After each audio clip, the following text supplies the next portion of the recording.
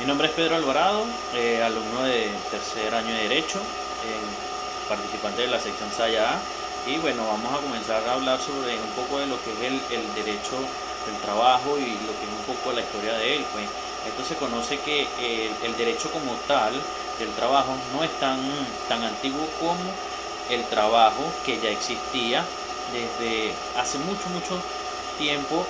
Por ejemplo, lo que es en la Biblia se habla específicamente de lo que es el trabajo en el libro Génesis, pero no como un trabajo, sino como un castigo, es decir, una manera de disciplinar en ese tiempo, en ese momento, disciplinar a los que fueron los primeros padres por desobediencia a lo que era a Dios, ¿verdad?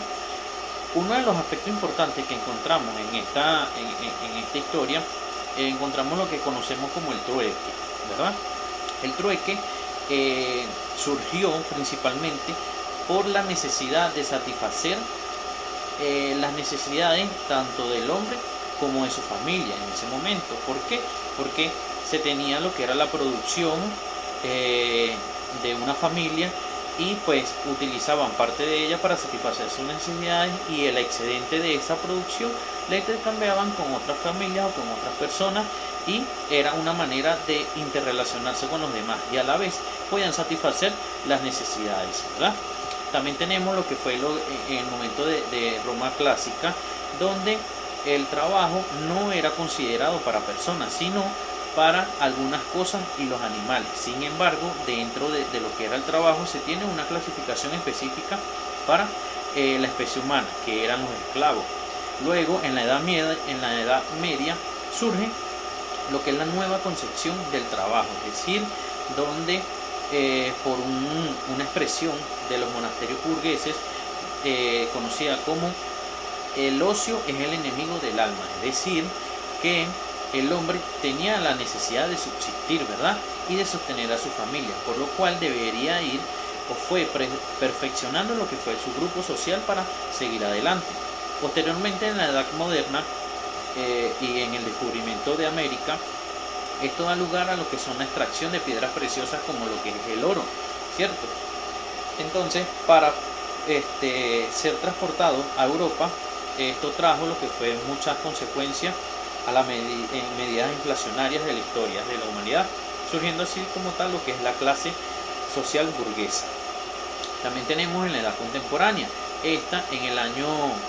lo que fue en el año 1940 surge el derecho del trabajo, ¿verdad? Este surge como un programa autónomo, es decir, independiente, con principios propios.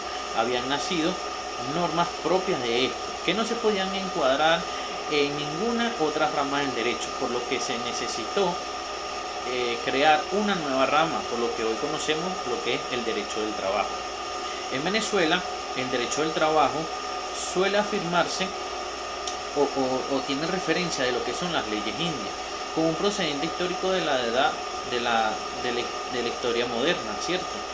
Con una legislación laboral que es una compilación o recopilación de lo que son células, cartas, provisiones, leyes, ordenanzas de lo que fue Carlos II de España, el 18 de mayo de 1980. También tenemos lo que es la definición como tal del derecho laboral. Esto se conoce como un conjunto de normas que van dirigidas al sector privado, las relaciones de trabajo entre un empleador y uno o más asalariados. Por ejemplo, entre la persona que trabaja y la persona que le da trabajo, ¿cierto? Esto puede ser de tanto relaciones individuales, es decir, cuando se trata de lo que son un salario, vacaciones retribuidas, despidos, y cuando se trata de colectivas, como lo son los sindicatos, representaciones del personal, convenciones o contrataciones colectivas. También tenemos varios artículos que vale la pena nombrar, por ejemplo, lo que es el 87, el de la Constitución de la República Bolivariana de Venezuela. Tenemos el artículo 25 de la Ley Orgánica del Trabajo y Trabajador, donde su principal fuente es lo que es el derecho del derecho al trabajo y el deber de trabajar. También tenemos el artículo 25, que nos establece que el objetivo esencial es superar lo que es la explotación capitalista, es decir, mejorar lo que es la producción de bienes y servicios. También tenemos el artículo 26, que establece que toda persona tiene derecho al trabajo, ¿verdad? También, y el deber de trabajar de acuerdo a sus capacidades y actitudes y una ocupación productiva, es decir, que aquella persona que tenga conocimiento o cursos, talleres en materia de electricidad, pues no se puede colocar a trabajar en área, por ejemplo, de herrería. ¿Por qué? Porque está capacitado principalmente para la electricidad, ¿cierto? Entonces hay que estar muy pendiente de ello. También el artículo 88 establece que el Estado garantizará la igualdad y equidad entre hombres y mujeres. Muy cierto y muy importante, debido a que de esta manera se evita lo que es la discriminación, en este caso por parte de los empleadores o de dueños de empresas. Como fuentes del derecho encontramos las fuentes reales o materiales, que son aquellos hechos o circunstancias que pasan en la realidad o en el campo de trabajo. Las fuentes formales son las normas propiamente dichas o establecidas como una consecuencia de una fuente material, es decir, un hecho, una situación o un problema que se haya presentado en el campo laboral se resuelve con una fuente del derecho o una norma que surge a partir de allí también.